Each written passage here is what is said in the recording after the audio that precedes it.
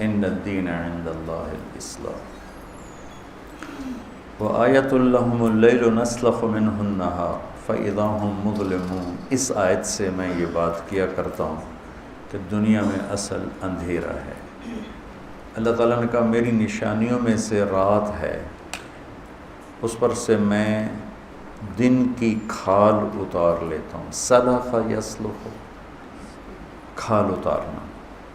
تو اس کائنات کو تشبیہ دی ہے ایک جانور سے، اور اس کے اوپر جو کھال ہے اس کو تشبیہ دی ہے دن سے، روشنی سے۔ اور جب کھال اترتی ہے تو جو اصل چیز ہے وہ سامنے آتی ہے، جانور کی اصلیت سامنے آتی ہے۔ جس کی بھی کھال اتارو اس کی اصلیت سامنے آتی ہے۔ تو میرے اللہ نے یوں کہا کہ میں دن کی کھال اتارتا ہوں تو لوگ اندھیروں میں ڈوب جاتے ہیں۔ یہ میری بات سمجھ میں آئی؟ اس آیت سے میں یہ بات کیا کرتا ہوں کہ دنیا کی اصل اندھیرا ہے۔ سورج کو اللہ لے کر آیا، 4.5 ارب کے بعد سورج کی روشنی ختم ہو جاتی، پھر وہاں اور سورج ہے۔ دنیا میں اس کائنات میں 3% روشن ہے اور 97% اندھیرا ہے، چونکہ وہاں سے روشنی گزرتی نہیں، تو اندھیرا ہی اندھیرا ہے۔ پھر یہ جو 3% والا حصہ روشن ہے، اس میں بھی کہیں اندھیرا ہے کہیں اجالا ہے۔ اور روشنی علم ہے، نور علم ہے۔ روشنی میں کیا ہوتا ہے؟ ہمارے دیکھنے کی صلاحیت مکمل ہو جاتی ہے، اور دیکھنے کے بعد فیصلے کی صلاحیت وہ صحیح ہو جاتی۔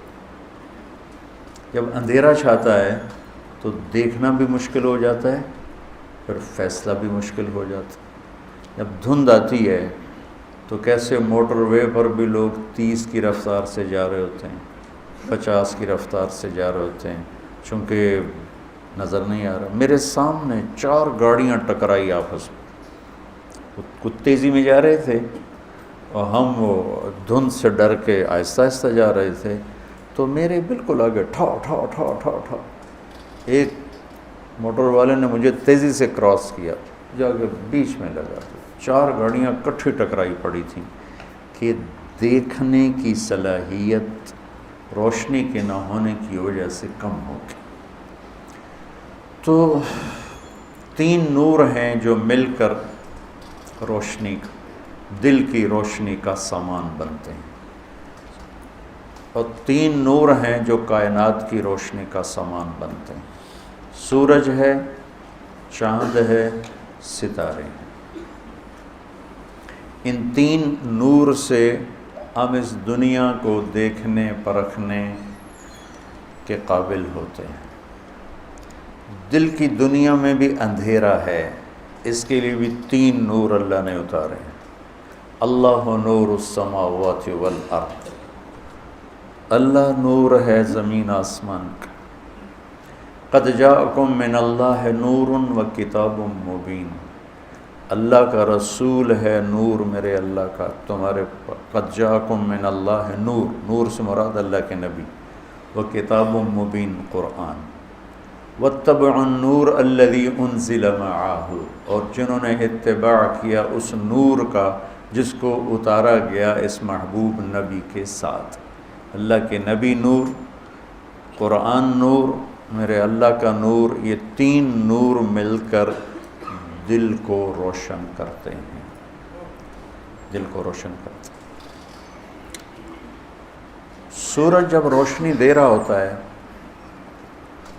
اور بادل آ جاتے ہیں، جب وہ سیاہ ہوتے ہیں تو روشنی آ رہی ہے، نظر آنا۔ آپ تو کبھی یہاں بھی کبھی ایسا ہو جاتا ہے، سردیوں میں جب گہرے سیاہ بادل ہوں تو اندھیرا چھا جاتا ہے، لگتا ہے جیسے رات ہو گئی ہے۔ اور یورپ کی سردیاں تو ایسی خوفناک ہوتی ہیں، وہاں بہت بڑا طبقہ ڈپریشن کا مریض ہے موسم کی وجہ سے، کچھ حالات کی وجہ سے اور بے شمار موسم کی وجہ سے۔ سورج نظر نہیں آتا، سویڈن میں تھا، اتنا خوبصورت ملک ہے، دیکھ کر آدمی اللہ کی قدرت پہ عشش کرتا ہے۔ تو وہ ڈاکٹر بتا رہے تھے کہ ایک بچی آ گئی، میں خودکشی کرنا چاہتا ہوں۔ میں نے پوچھا کیوں؟ کہ مجھے سورج نظر نہیں آ رہا، مجھے سورج دیکھنا ہے، اور وہاں سردیوں کے 4 مہینے سورج دکھائی نہیں دیتے، تو بالکل اندھیرا ہوتا ہے۔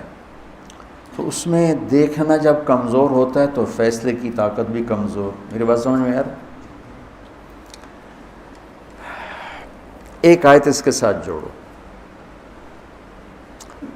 اللہ نور السماوات والارض مثل نورہ کمشکاۃ فیہا مصباح المصباح فی زجاجہ الزجاجۃ کأنہا کوکب دری یوقد من شجرۃ مبارکۃ زیتونہ لا شرقیہ ولا غربیہ یکاد زیتہا یضیء ولو لم تمسسہ نار نور علی نور یہدی اللہ لنورہ من یشاء وکذلک یضرب اللہ الامثال للناس۔ اللہ تعالیٰ نے ایک خوبصورت مثال تھی، اس آیت کو آیت النور کہا جاتا ہے، سورہ نور اسی کے نام پر نور کہلاتی ہے 18ویں پارے میں، کہ اللہ تعالیٰ نے فرمایا کہ اللہ اپنے نور کی مثال دیتا ہے۔ یہ نور کہاں جمع ہوتا ہے، کس چیز سے چمکتا ہے، یہ بات کر کے پھر میں اگلی بات۔ ایک مثال میں نے آپ کو دے دی کہ سورج کے آگے بادل آ جائیں تو روشنی ہے، لیکن آگے پاس نہیں ہو رہی، اندھیرا چھا جاتا ہے۔ اندھیرا آتا ہے، دیکھنے کی طاقت ختم ہوتی ہے، دیکھنے کی طاقت جتنی کمزور ہوتی ہے فیصلے کی طاقت اتنی ہی کمزور ہو جاتی ہے۔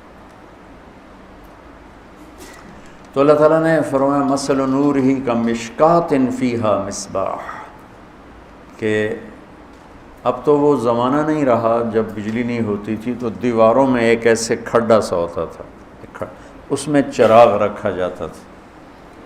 وہ کھڈے میں چراغ رکھنے کی وجہ یہ تھی کہ اس کی روشنی کھڈے کی دیواروں سے ٹکرا کے باہر نکلے تو زیادہ روشنی پھیلاتی تھی، اور ویسے یہاں جلا دیا جائے تو اس کی لو اتنی کمزور ہوتی تھی کہ وہ مدہ، ہم نے تو وہ زمانہ دیکھا ہوا ہے اپنے بچپن میں، ہمارے گاؤں میں بجلی نہیں تھی تو ایسے وہ دیے جلتے تھے، اس میں تیل ڈلتا تھا۔ تو جب وہ ایک کھڈا بناتے ہیں جس کو طاقچہ کہتے ہیں اور عربی میں مشکات کہتے ہیں، تو اس میں جب روشنی دیواروں سے قریب اس طرح ہوتا تھا، ٹکراتی ہے، ٹکرا کے نکلتی ہے تو اس کی ریفلیکشن زیادہ ہوتی ہے، اور وہ تھوڑی سی مسجد کی، کمرے کی، اس میں روشنی میں اضافہ ہو جاتا۔ تو اللہ تعالیٰ نے تشبیہ دی انسانی جسم کو، یہ سینے کو، ایک طاقچے کے ساتھ، فیہا مصباح، اس میں ایک چراغ ہے۔ سبحان اللہ، وہ چراغ کیا ہے؟ وہ ایمان ہے، وہ ایمان ہے۔ المصباح فی زجاجہ، اس چراغ، وہ چراغ کہاں ہے؟ کہ وہ شیشے میں ہے۔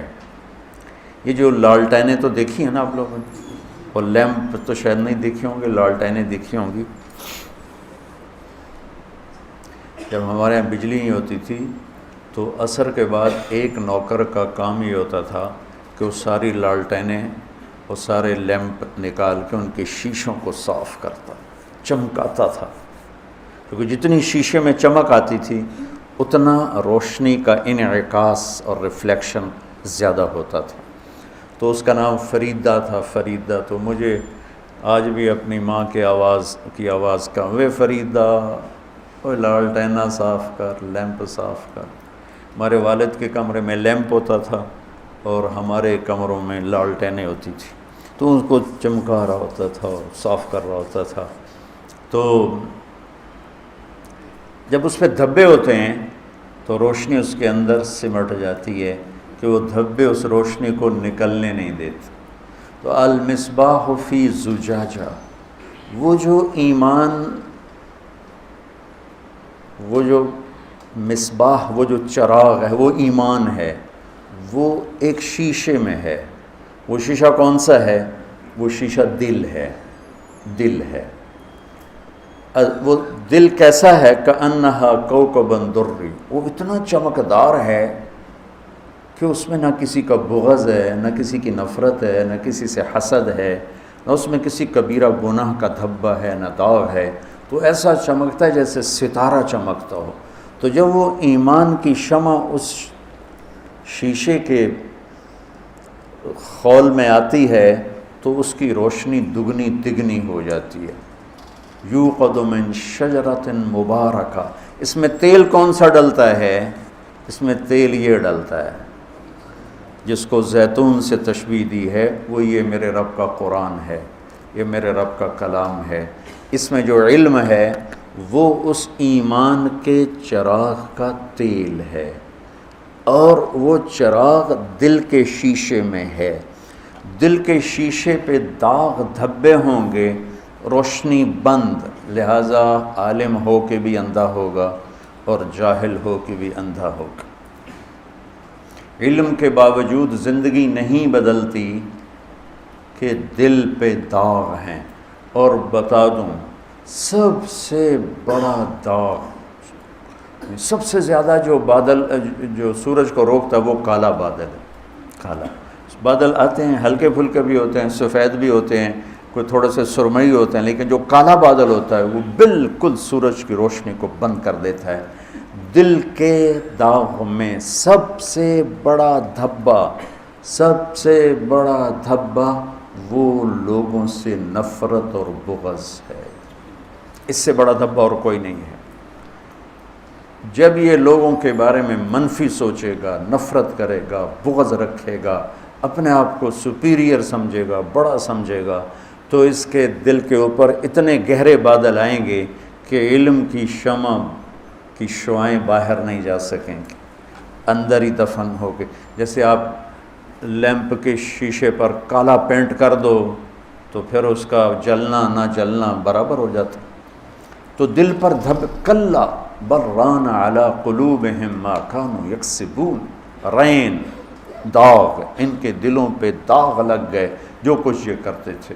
تو بڑے گناہوں کے بھی داغ لگتے ہیں، لیکن میرے عزیزو سب سے خوفناک دھبا اور داغ وہ ہے انسانیت سے نفرت، چاہے وہ فرقہ واریت کی بنیاد پر ہو، مذہب کی بنیاد پر ہو، قومیت کی بنیاد پر ہو، کسی جھگڑے کی بنیاد پر ہو، کسی اختلاف کی بنیاد پر ہو۔ اسلام نفرت کی گنجائش نہیں دیتا۔